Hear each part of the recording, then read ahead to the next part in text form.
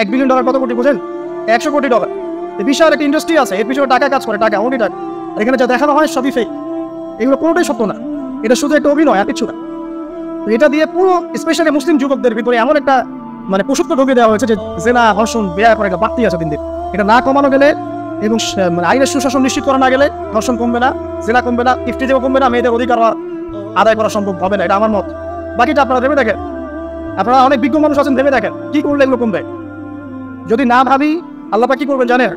একটা হাদিস বলে কেন, যায়েনব বিনতে জাহশ রাদিয়াল্লাহু আনহা তিনি বলছেন, ইয়া রাসূলুল্লাহ সাল্লাল্লাহু আলাইহি ওয়াসাল্লাম, আনুহলিকু ওয়া ফিনা সাদিকুন, আমাদের মধ্যে সৎ লোক থাকা অবস্থাতেও কি আমরা ধ্বংস হয়ে যাব? আমাদের মধ্যে সৎ যে অনেক ব্যক্তি আছে তারা থাকলেও কি আমরা ধ্বংস হয়ে যাব? নবীজি বলছেন, নাম, হ্যাঁ তোমরা ধ্বংস হবে।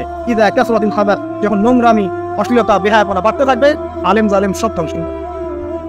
তা আমরা আমাদের সাথে কতগুলো বলবো, কারণ আমরা যদি এগুলোকে প্রতিহত করতে না পারি তাহলে আমাদের বাড়িতেও এই ফেতনা ঢুকে আসবে না?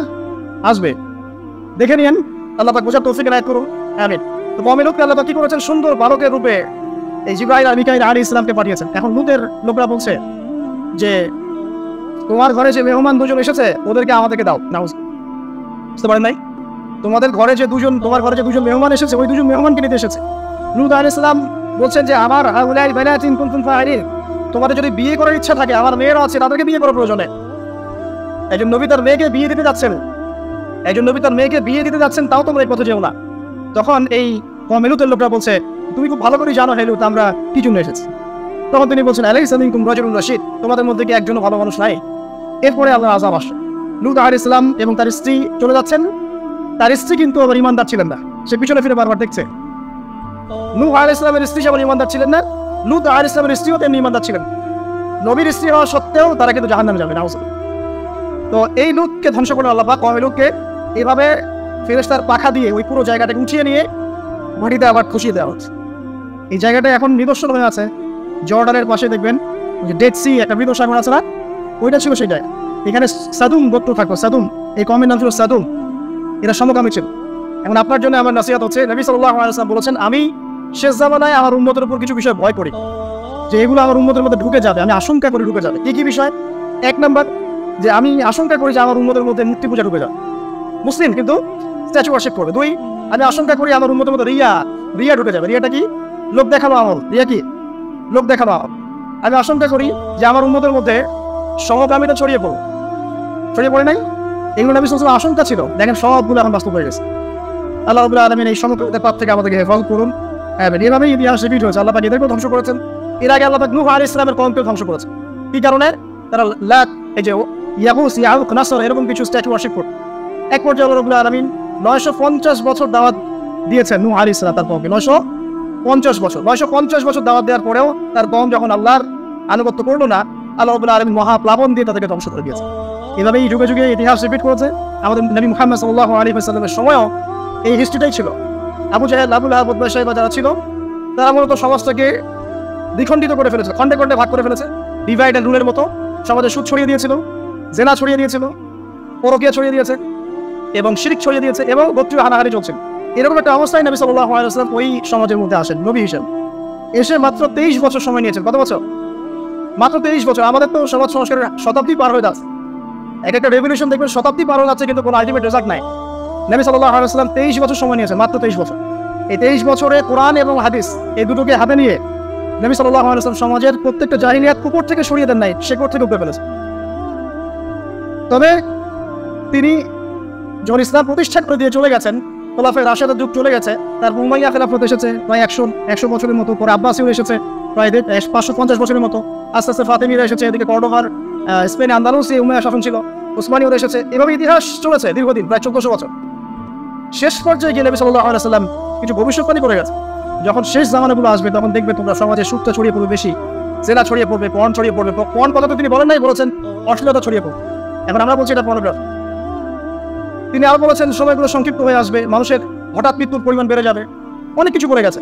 দিন চলে যাবে মনে হয় একটা ঘন্টার মতো চলে গেল, বছর চলে যাবে একটা মাস যাবে একটা সপ্তাহে, অনেকগুলো সাইন তিনি বলে গেছে। মুসলিমদের মধ্যে বিভক্তি বাড়তে থাকবে, হত্যা, হারাজ বাড়বে।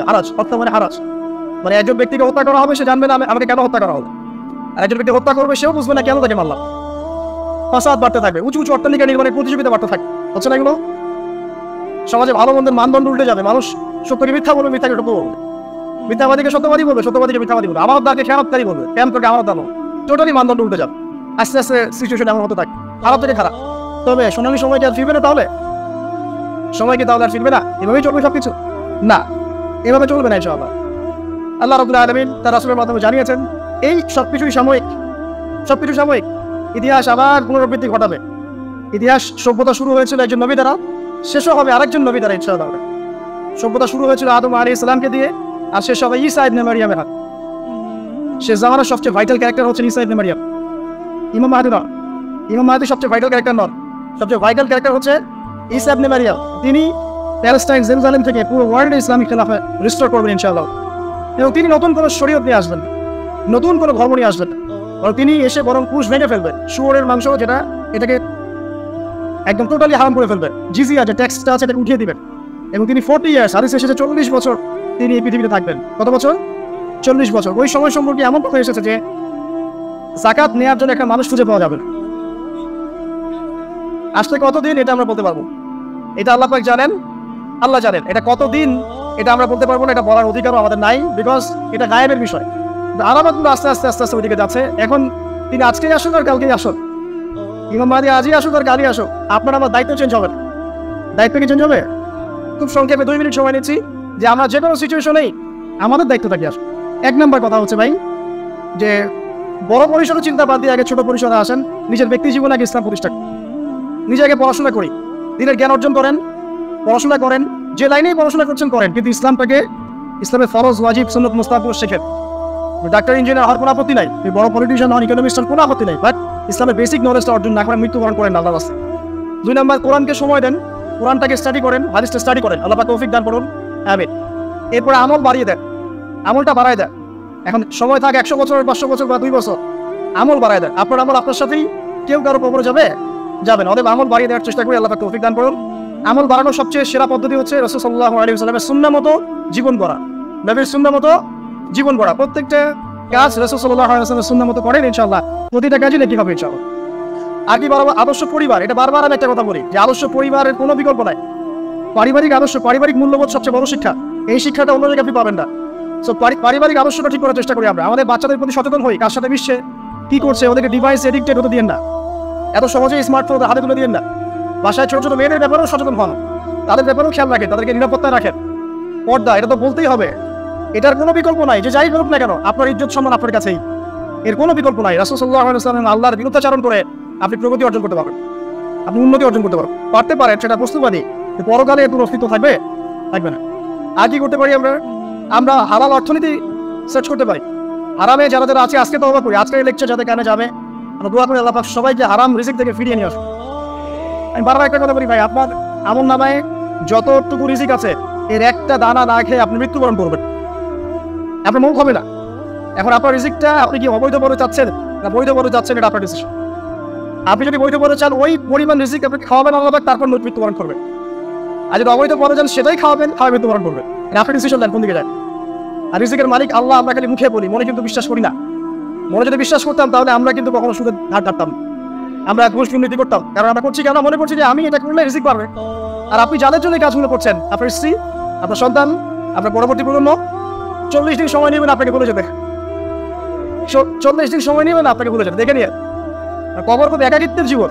আসলে মৌতের যে যন্ত্রণার কথা আমরা বলি না, এটা সবচেয়ে বড় বিষয়টা কি জানেন? এই শারীরিক কষ্ট তো আছেই, এই যে দুনিয়ার সবার থেকে বিচ্ছেদ, এটাই হচ্ছে যন্ত্রণা। সবার থেকে বিচ্ছেদ না, সবার থেকে বিচ্ছেদে চলে যেতে হয়, এটা সত্যি বড় রকম। মানুষ একা থাকতে চায় না, জেলখানায় যে মানুষকে বন্দি করে রাখে না, এই একাকিত্বের কষ্টে মানুষ বলি একা একা, আমি একা, কেউ নেই আমার সাথে। এটাই, এর উপর যদি আবার টর্চার করা হয়, রিমান্ড দেওয়া হয়, তাহলে কি অবস্থা হবে করে?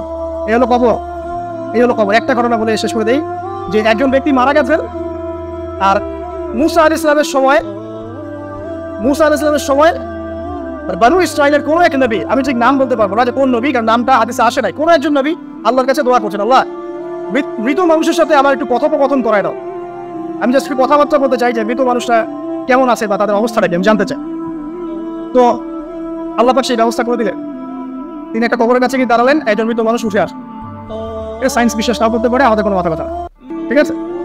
তো এবার তিনি তাকে জিজ্ঞাসা করছেন যে তুমি কেমন আছো, তুমি কেমন আছো, এই মুখটাকে জিজ্ঞাসা করছেন। তিনি বলছেন আজকে থেকে প্রায় 500 বছর আগে আমার মৃত্যু হয়েছে। এই ব্যক্তি বলছে আজকে থেকে প্রায় 100 বছর আগে আমার মৃত্যু হয়েছে, এখন পর্যন্ত আমার গা থেকে, আমার আত্মা থেকে মৌতের যন্ত্রণা দূর হয় নাই। লা ইলাহা ইল্লাল্লাহ। তো এই হচ্ছে অবস্থা। আমরা ব্যক্তিগত চিন্তাটা আগে করি, নিজের ফিকির, নিজের কবরের ফিকির, নিজের এলেম, নিজের আমল, নিজের পরিবার, নিজের রিজিক। যাদের জন্য হারামে যাচ্ছেন কেউ সাথে যাবে না, আপনার গার্লফ্রেন্ড না, আপনার বউ বাচ্চা, কিচ্ছু না। এগুলো তো শুধু মায়ার বাঁধন না, মায়ার বাঁধন। যদি এগুলো নিয়ামত হয় আলহামদুলিল্লাহ, যদি এগুলো দুনিয়াতে আপনার ফিতনা সৃষ্টি করে আপনি আসহাবুল কাহফ হয়ে যান। কথা বুঝতে পারছেন না? এরপরে যদি সামর্থ্য হয়, আল্লাহ আপনাকে জ্ঞান দেন, আপনাকে পলিটিক্যাল পদ দেন, ইকোনমিক সেকশনে জ্ঞান দেন, ইত্যাদি ইত্যাদি, আপনাকে আল্লাহ যে সেকশনে রাখবেন সেখান থেকে দিনের খেদমত করবেন, পারবেন না ইনশাল্লাহ? ডক্টর হয়েছেন, রোগীদের ফিস কমায় দেন, ট্রিটমেন্ট ইজি করে দেন। হ্যাঁ, ডক্টর হন, একজন ভালো ডক্টর হন, কষাই করেন। ইঞ্জিনিয়ার হন, একজন সৎ ইঞ্জিনিয়ার হন, চোর হন। আপনি যেখানে থাকবেন সেখান থেকেই আপনি খেদমত করতে পারবেন। সবাইকে আরে হতে হবে জরুরি না, সবাইকে দায়ী হতে হবে জরুরি না, এবং সবাই এটা হতেও পারবে না। এভাবে জাতি গঠন হয় না। আগে বলছি, বিভিন্ন সেকশনে মানুষ আমাদের লাগবে, এবং প্রত্যেকটা সেকশনে তাওহীদপন্থী ইমানদার মানুষ লাগবে। এবং ইনশাআল্লাহ তাআলা আমরা যদি সবাই সবার ধর্মটা ঠিকঠাক মতো পালন করি, দেখবেন ধর্মের মধ্যে কোনো ভেদাভেদ থাকবে না। যেটা ধর্ম পালন করুক, কোনো মন্তব্য করতে যাবেন, ঠিক আছে? আপনি আপনার ধর্ম ঠিক মতো পালন করছেন কিনা এটার দিকে ফোকাস করেন। আল্লাহ পাক আমাদের সবাইকে তৌফিক এনায়েত করুন, কথাগুলো বোঝার, আমিন। আর সবশেষে যদি আমাদের এর চেয়েও বেশি কিছু করার সক্ষমতা থাকে, তখন আপনি দিনের প্রচার করবেন, প্রসার করবেন, তাবলীগ করবেন, আল্লাহর পথে মানুষকে ডাকবেন। এর চেয়ে বড় ব্যবসা হতে পারে। এবার আপনার দাওয়াতের মধ্য দিয়ে যত মানুষ আল্লাহর দিকে আসবে, যত মানুষ হারাম ছেড়ে হালালের দিকে চলে আসবে, সবার নেকি ইনশাআল্লাহ আপনি পাবেন ইনশাআল্লাহ। আল্লাহ পাক আমাদের সবাইকে সবচেয়ে সর্বোত্তম ব্যবসায় অংশগ্রহণ করার তৌফিক এনায়েত করুন, আমিন। আমি আজকে লম্বা করছি না, এখানে শেষ করছি। আকুলু কওলি হাযা আস্তাগফিরুল্লাহ লি ওয়া লাকুম ওয়া লিসাইরিল মুসলিমিন। বারাকাল্লাহু লানা ওয়া লাকুম বিল আয়াতিল হাকীম। ইন্নাহু তাআলা জাওয়াদুন কারীম ওয়া রাউফুর রহিম। সুবহানাকাল্লাহি ওয়া বিহামদিক।